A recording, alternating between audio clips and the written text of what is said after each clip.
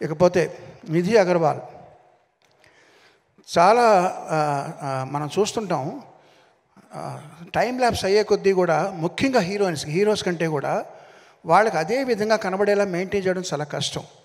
5.5 సంవత్సరాల క్రితం షూట్ చేసిన కొల్లగొట్టిన అదిరో పాటతో ఎలా ఉందో ఇప్పుడు అలాగే ఉంది. ఇప్పుడు తారతారని ఒక పాటలో కూడా అదే విధంగా ఉంది. సో చాలా ఇది ఏ ప్రదర్శనలు కావాలి దానికి. కంగ్రాట్స్ నిధి, చాలా చక్కగా చేసింది. తన పాత్ర చాలా పోషించింది. ఇక ఈ పాటతో ఫస్ట్ టైం నేను అసోసియేట్ అవుతున్నది రాంబాబు గోసాల గారు. ఒక మంచి లిరిసిస్ట్ని ఇంకొక లిరిసిస్ట్ నాకు పరిచయం చేశాడు, జ్యోతి. థ్యాంక్ యూ జ్యోతి. చాలా మంచి ఇది ఉంది, విషయం ఉంది మీలో. అలాగే వరదరాజు గారు, మిగతా లిరిసిస్టులు అందరూ కూడా వారికి నా ప్రత్యేక ధన్యవాదాలు.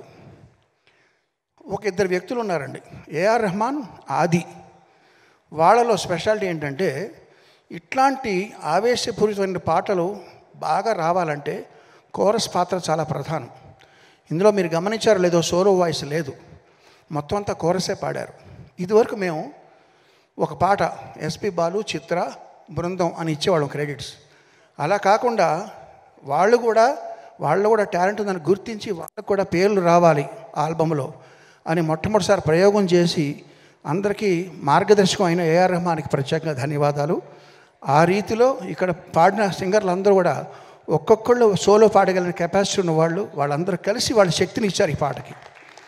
ఇక ఆది ఎవరంటారా, ఆడియోలో కోరస్ ఎలాగ శక్తి ఇచ్చారో మామూలుగా మేము ఒక రేంజ్తో చేసిన పాటని 100% నెక్స్ట్ రేంజ్కి తీసుకెళ్లాలంటే లిరికల్ వీడియో చాలా ఇంపార్టెంట్. ఆ లిరికల్ వీడియో అద్భుతంగా చేసిన ఆది అనే అబ్బాయికి కూడా నా ప్రత్యేక కృతజ్ఞతలు, అభినందనలు. అందరి గురించి మాట్లాడాను. ఇప్పుడు పవర్ స్టార్ పవన్ కళ్యాణ్ గారు, ఆయన మీరందరూ ప్రేమగా పవర్ స్టార్ అంటే నేను అనేది ఏంటంటే ఆయన మూర్తీభవించిన ధర్మాగ్రహం. ఆగ్రహం వేరు, ధర్మాగ్రహం వేరు. ఆగ్రహం మన అందరికీ వస్తుంది. మనల్ని ఎవరో పర్సనల్గా తిట్టినా, లేకపోతే మనకేదో అనుకున్నది జరగకపోయినా, మనం ట్రాఫిక్ జామ్లు ఇరుక్కున్నా, ఇవన్నీ ఆగ్రహం మన ప్రతి వాళ్ళకి వచ్చేది. ధర్మాగ్రహం అనేది సమాజం కోసమో, ప్రజల కోసమో, న్యాయం కోసమో వచ్చే ఆగ్రహం ధర్మాగ్రహం. అటువంటిది మూర్తీభవించిన వ్యక్తి ఆయనకి మాత్రమే సరిపడేలా తీర్చిదిద్దిన ఈ హరిహర వీరమల్లు స్టోరీ, ఇది ఆయన తప్ప ఇంకెవరు చేసినా రాణించాలని ప్రగాఢంగా నమ్ముతున్నాను. ఫస్ట్ టైం నేను ఆయనకి చేసే సినిమా కాబట్టి ఇప్పుడు ఒక విషయం చెప్తానండి. నాలాంటి వాళ్ళకి, మన ఇక్కడ ఉన్న చాలామంది లాంటి వాళ్ళకి సక్సెస్ వస్తే బలం పెరుగుతుంది, ఫ్లాప్లు వస్తే కొంచెం డౌన్ అవుతాం. అంటే మన చలిమంట కాచుకున్నప్పుడు వాన పడితే ఆ మంట ఆరిపోద్ది, లేదా దాంట్లో కొంచెం పెట్రోలో లేదా కట్టెలో వేస్తే కొంచెం మంట పెరుగుతుంది. ఇలాగా జయాపజయాలతో సంబంధం లేకుండా దూసిపోయే కార్చిచ్చే పవన్ కళ్యాణ్. కార్చిచ్చు మీద ఎంత వాన పడినా అది ఆగదు. అది అట్లాంటి పవన్ కళ్యాణ్ గారికి చేసేటప్పుడు మనం ఎంత శ్రద్ధగా చేయాలి. ఫస్ట్ టైం చేస్తున్నాం, మంచి పేరు తెచ్చుకోవాలి.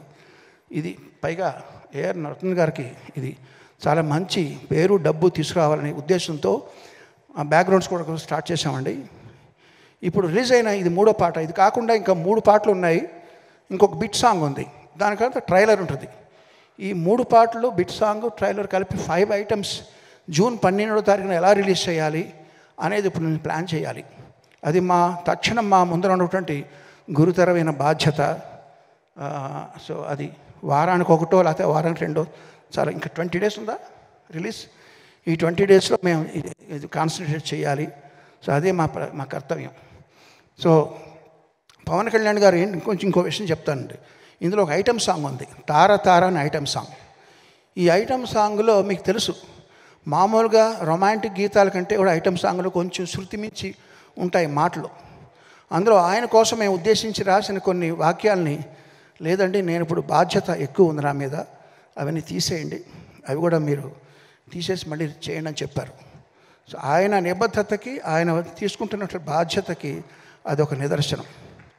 సో అట్లాంటి పవన్ కళ్యాణ్ గారితో ఫస్ట్ టైం చేస్తున్న సినిమా ఇది చక్కగా వస్తుంది నమ్ముతూ, మీరందరూ ఆదరిస్తారని ఆశిస్తూ, జూన్ 12వ తారీఖు కోసం ఎదురు చూస్తూ అందరికీ నమస్కారం, ధన్యవాదాలు.